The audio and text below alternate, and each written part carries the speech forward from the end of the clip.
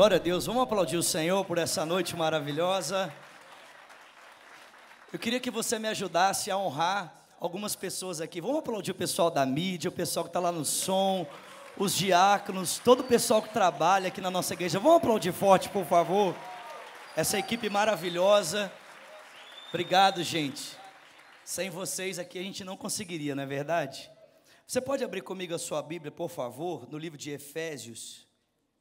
Efésios capítulo 1.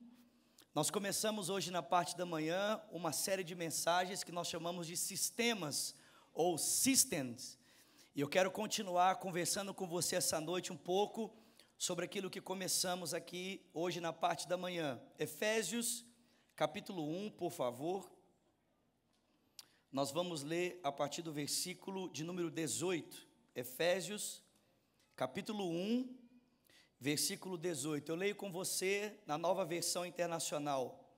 Oro também para que os olhos do coração de vocês sejam iluminados, a fim de que vocês conheçam a esperança para a qual Ele os chamou, e as riquezas da gloriosa herança dele nos santos, e a incomparável grandeza do seu poder para conosco, os que cremos, conforme a atuação da sua poderosa força. Esse poder Ele exerceu em Cristo, ressuscitando-o dos mortos e fazendo assentar-se à sua direita nas regiões celestiais, muito acima de todo governo, autoridade, poder e domínio, e de todo nome que se possa mencionar, não apenas nesta era, mas também na que há de vir. Deus colocou todas as coisas debaixo dos seus pés, e o designou cabeça de todas as coisas para a igreja, que é o seu corpo, a plenitude daquele que enche todas as coisas em toda e qualquer circunstância. Amém? Vamos orar? Pai Celestial, fala conosco essa noite através da sua palavra. Temos recebido tanto de tua graça, mas nesse momento em que assentamos na tua mesa, queremos comer do pão da tua palavra, queremos nos alimentar da tua palavra, para que ao sairmos daqui possamos viver para a honra e para a glória do teu nome. Que o teu Espírito abra os nossos olhos, os nossos ouvidos, o teu Espírito, Senhor, incline o nosso coração na direção da tua voz. Nós te pedimos isso nessa noite agradecidos, em o nome de Jesus, e quem crê, diga amém. Amém. Glória a Deus. Eu quero conversar com você sobre atualize. Diga para quem está do seu lado, por favor, atualize. Eu não sei você, mas hoje na parte da manhã, quando o pastor André anunciou que nossa série de mensagens seria sobre sistemas, eu dei um passo atrás. Mais alguém deu um passo atrás com esse tema aqui, com esse título? Mais alguém? Ou só eu?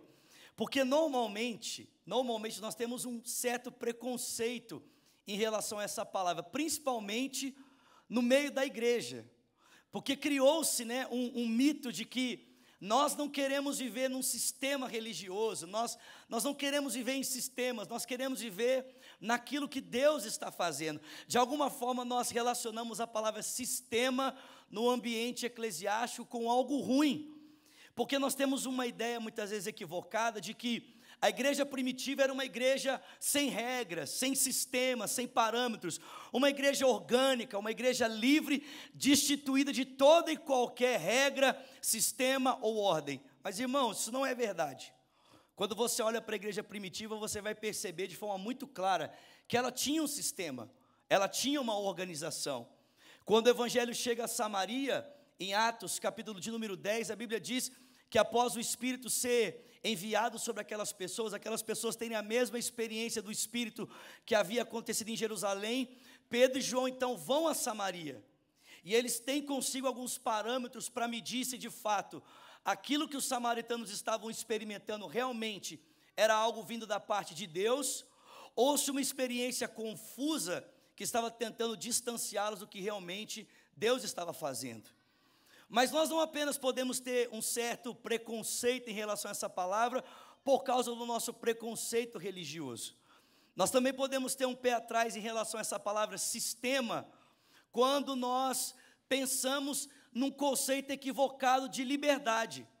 Algumas pessoas pensam que liberdade é a ausência de parâmetros. Liberdade é eu poder fazer o que eu quero, a hora que eu quero e do jeito que eu quero. Mas, na verdade, quando você olha para o texto bíblico, você descobre que não é possível experimentar de liberdade sem que haja parâmetros para a obediência. A gente aprende isso quando a gente olha para o livro do Gênesis. Enquanto Adão e Eva estavam ali obedecendo os parâmetros que Deus havia estabelecido para que o relacionamento acontecesse, eles eram livres. Livres para ir, livres para vir e livres para desfrutar de tudo aquilo que Deus havia dado a eles.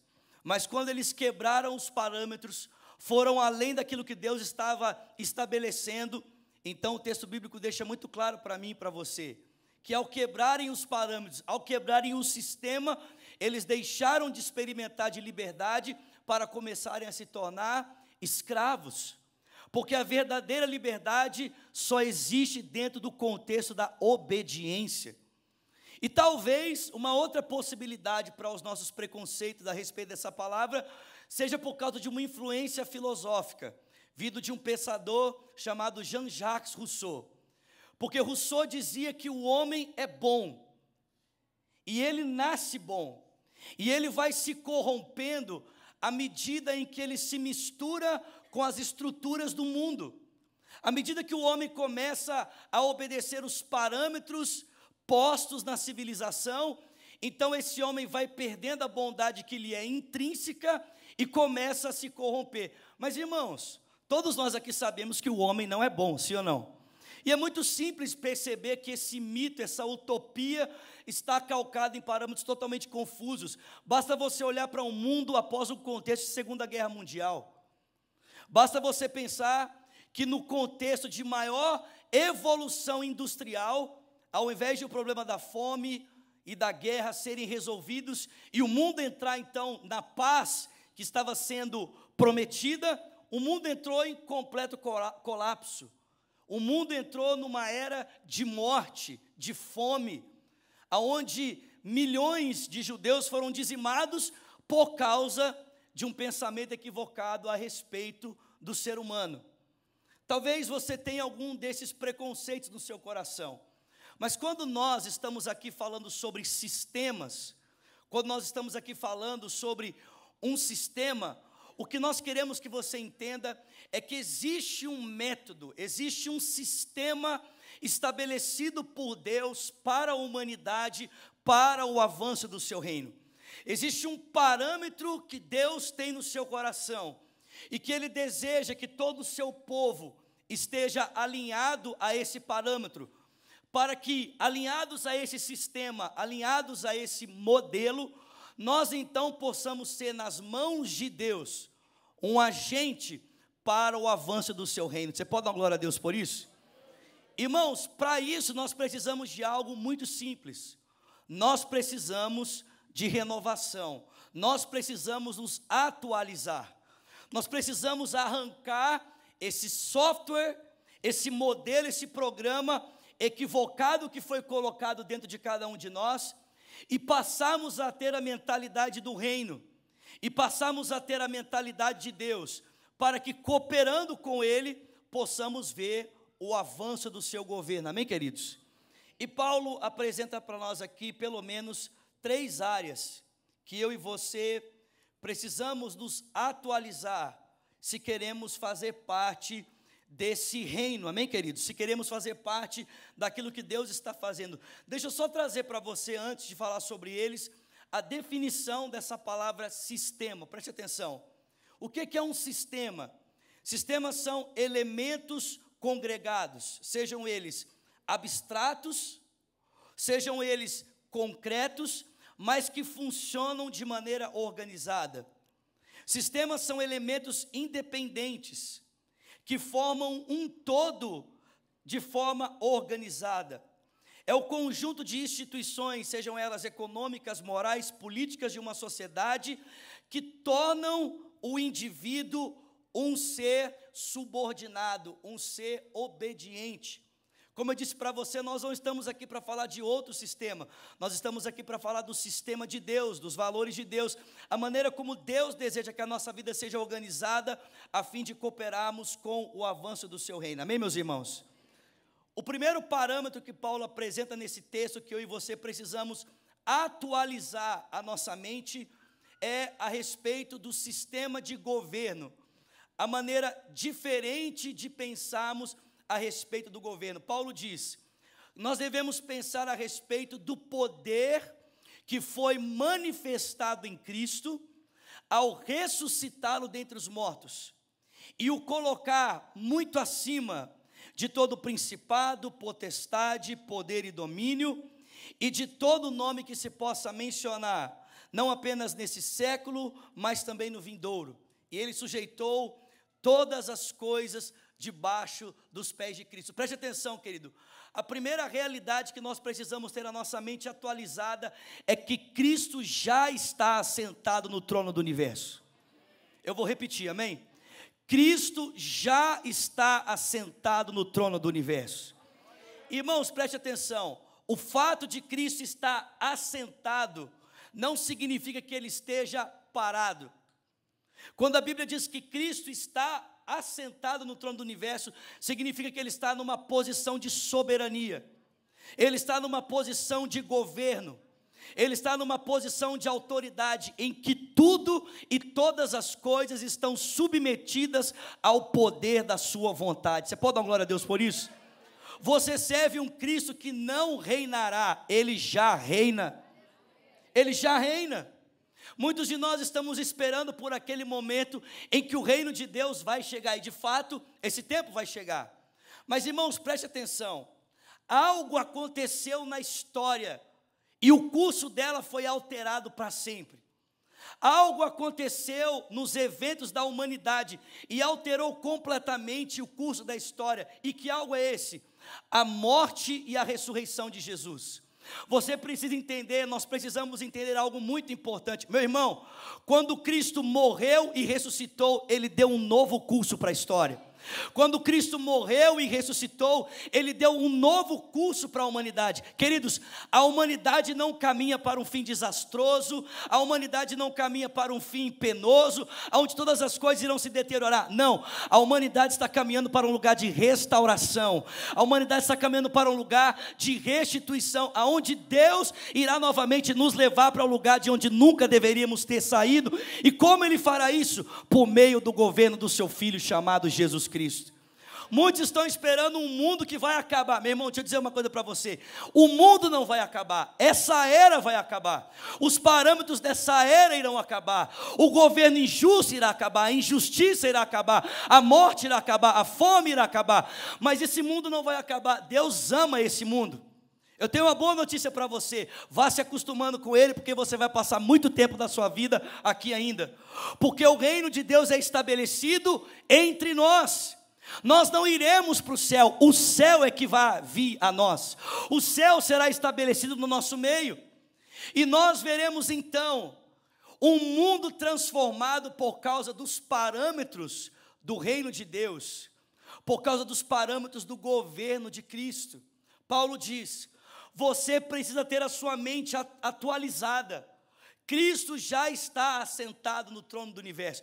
Eu sei que você foi acostumado a sua vida toda a pensar, um dia nós iremos para o céu, um dia nós voltaremos para o céu. Mas leia Apocalipse capítulo 21 e 22, o texto bíblico diz que a Nova Jerusalém, ela desce do céu, para que Deus possa estar entre os homens, e possa habitar juntamente com eles. Meu irmão, Deus não quer nos tirar desse mundo, Ele quer transformar esse mundo por meio de nós.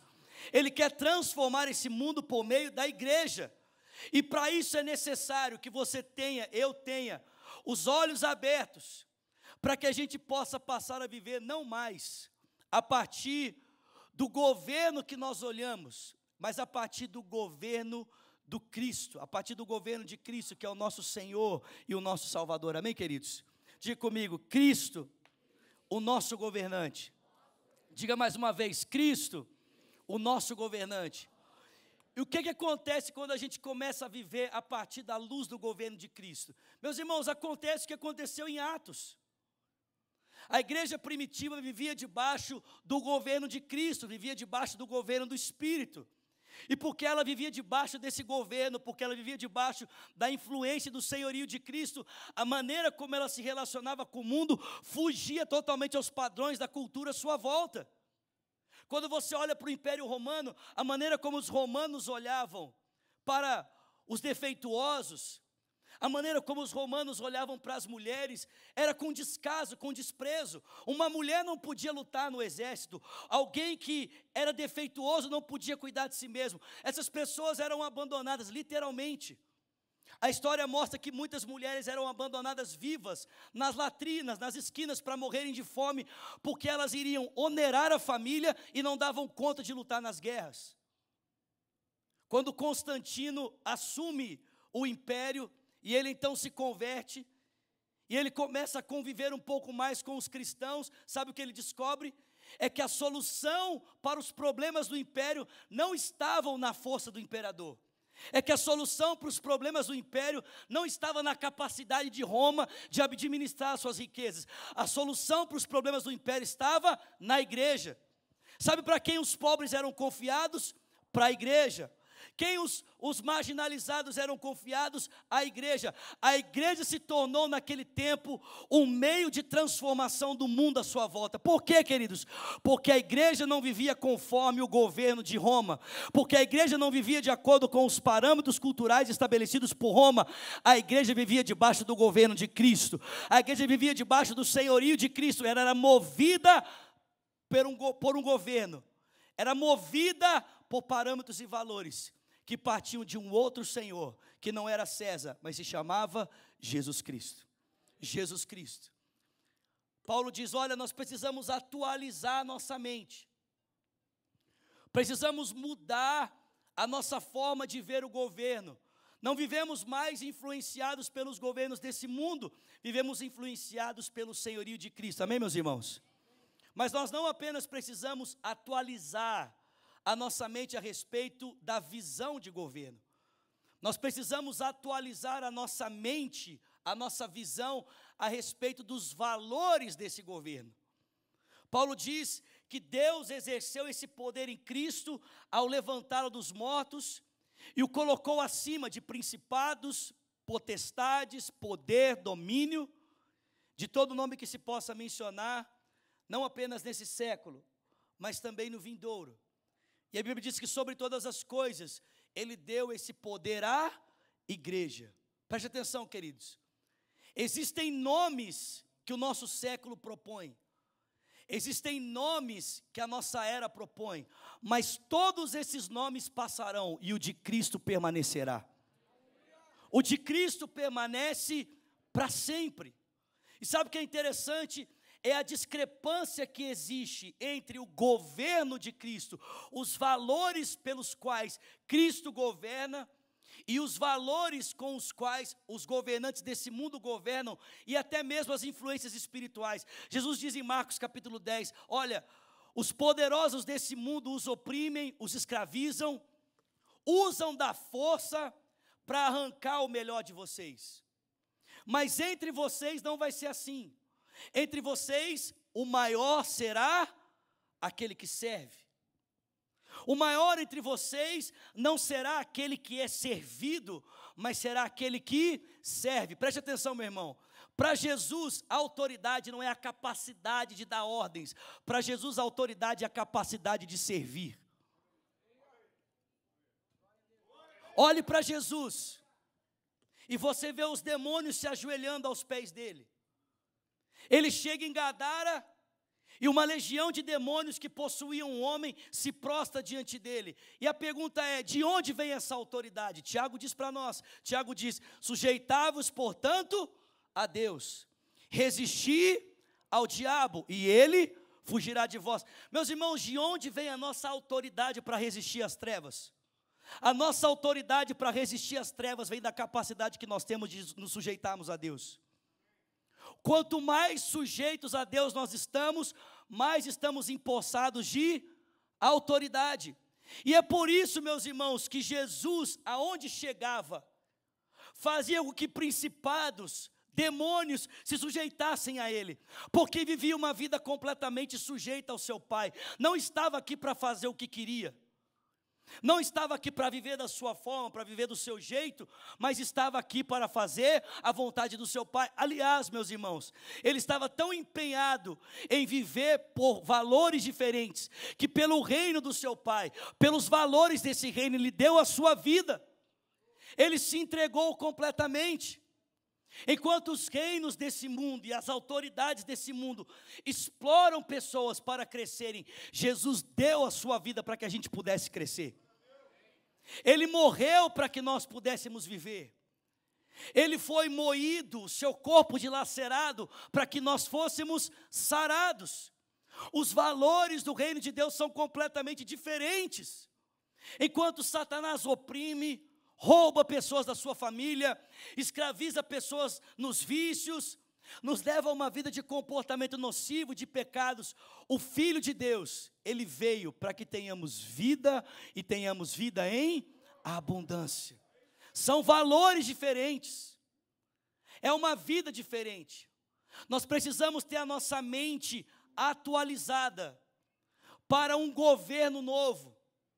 Precisamos ter a nossa mente atualizada para valores novos. E por último, precisamos ter a nossa mente atualizada para o funcionamento desse reino. Paulo diz que Deus deu esse poder ao seu Filho, o colocando acima de todas as coisas. E quando ele estava assentado no trono do universo, a Bíblia diz que esse poder então, que foi dado a Cristo, também foi compartilhado com a igreja, que é o seu corpo, e a sua plenitude enche tudo e todas as coisas. Você pode dar uma glória a Deus por isso? Preste atenção, pode aplaudir o Senhor, glória a Deus.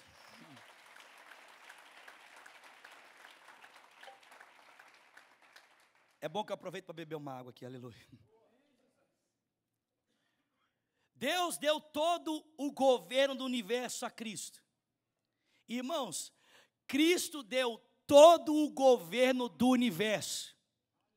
E deseja manifestar todo o seu governo por meio da igreja. Você pode dar uma glória a Deus por isso? Gente, eu não sei se vocês entenderam o que o André acabou de falar aqui. Mas Deus tem um plano para o mundo. E Ele deseja usar cada um de nós para realizar esse projeto. Eu não sei se você entende, mas a pessoa que Deus quer usar para levantar um paralítico é você, meu irmão. A pessoa que Deus quer usar para restaurar famílias é você. A pessoa que Deus quer usar para trazer um novo valor para o sistema da economia desse país, novos parâmetros que vão levar esse país ainda para um lugar mais alto, Ele quer usar você. Você consegue entender isso? Ele quer usar a igreja. O poder de Deus é visto agora nesse mundo, através da sua igreja. A plenitude de Cristo é vista no corpo de Cristo. E o corpo de Cristo é a sua igreja. Você pode dar uma glória a Deus por isso? Mas eu não acho impressionante apenas isso. Eu acho impressionante que Paulo diz que a igreja é o seu corpo, compartilha da autoridade, compartilha da glória.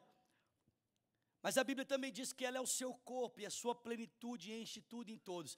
A Nova Tradução na linguagem de hoje diz assim, que a igreja é o corpo de Cristo e por isso ela completa Cristo. Meu Deus.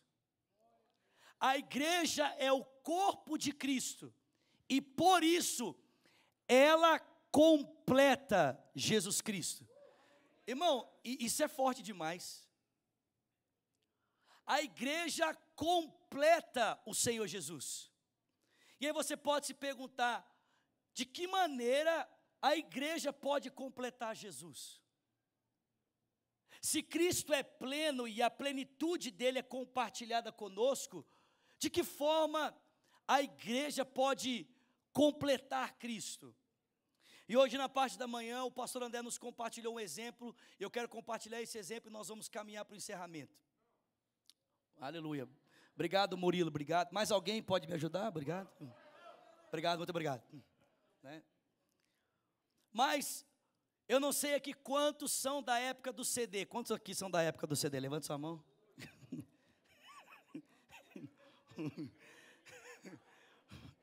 Quantos aqui são da época do LP? LP, não levante sua mão.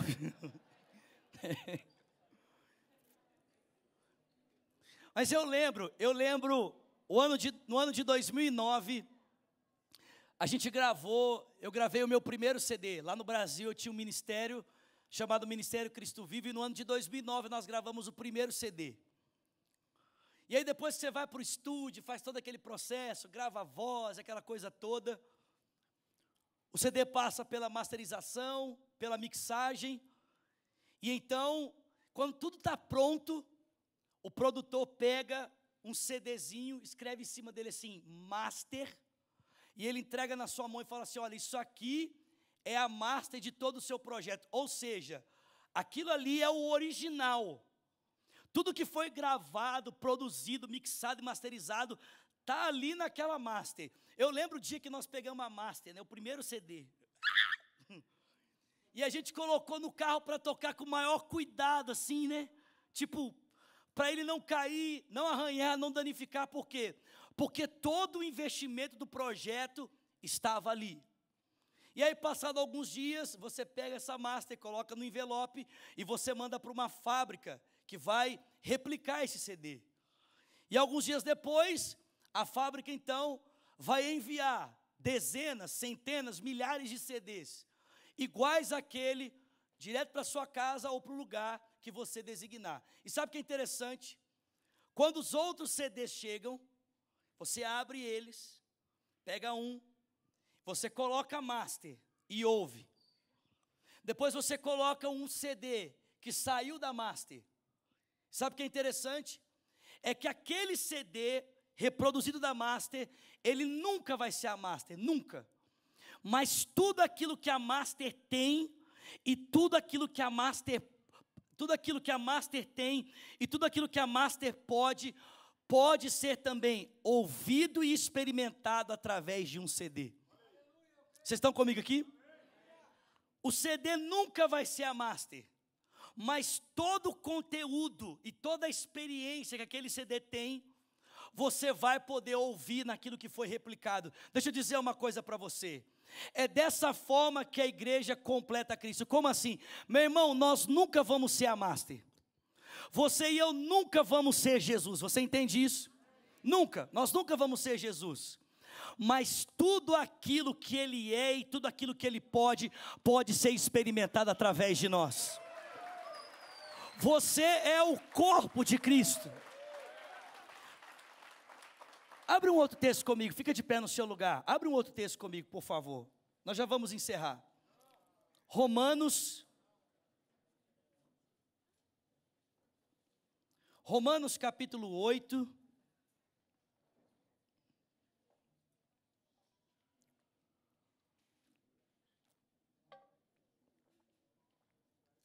Romanos capítulo 8, você conhece esse texto? Romanos 8, versículo 28 diz, Romanos 8, 28. Sabemos que Deus age em todas as coisas, para o bem daqueles que o amam. Alguém ama a Deus aí? Dos que foram chamados de acordo com o seu propósito.